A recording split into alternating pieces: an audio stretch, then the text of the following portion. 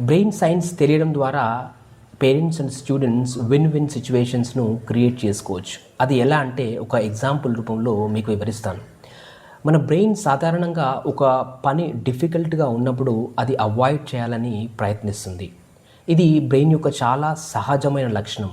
ఇది evolutionary trait. అంటే brain ఈ విధంగా ఎందుకు చేస్తుంది అని మనం క్వశ్చన్ వేసుకుంటే మనకు తెలిసేది ఏంటి అంటే అది ఎప్పుడూ కూడా మన ఎనర్జీని సేవ్ చేయడానికి ప్రయత్నిస్తుంది. అందుకోసమే అది ఆ విధంగా డిఫికల్ట్ టాస్క్ను అవాయిడ్ చేస్తుంది.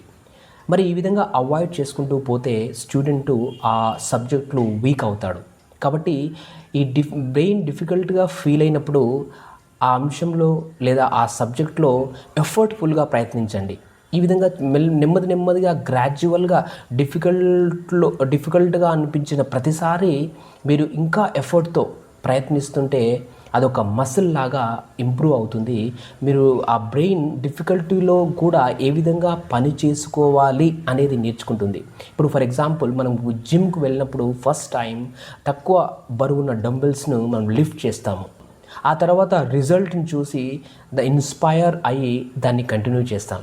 అంటే ఈ విధంగా మనము బ్రెయిన్ను ట్రైన్ చేస్తున్నాం. అంటే డిఫికల్ట్ సిచ్యువేషన్లో ఉన్నప్పటికీ కూడా ఏ విధంగా పని చేయాలి అని.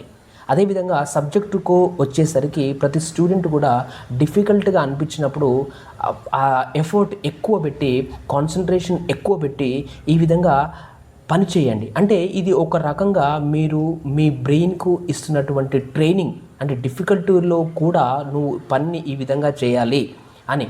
ఇలా గ్రాడ్యువల్గా మీరు ఇస్తూ వెళ్తే కొంతకాలానికి అది డిఫికల్ట్గా ఉన్నటువంటి సిచ్యువేషన్స్లో కూడా చాలా బాగా డిఫికల్టీ అనేది ఫీల్ అవ్వకుండా అది ఎఫర్ట్లెస్గా చాలా తేలికగా పనిచేసే విధంగా తయారవుతుంది. అందుకోసమే స్టూడెంట్స్ ముఖ్యంగా ఇది గమనించి దీనిని అర్థం చేసుకొని బ్రెయిన్కు ఈ విధంగా ట్రైన్ చేయాలి. అలా చేసినప్పుడు మీరు సబ్జెక్ట్స్లో ఎక్స్పర్ట్ అవుతారు, అనుకున్నది సాధిస్తారు.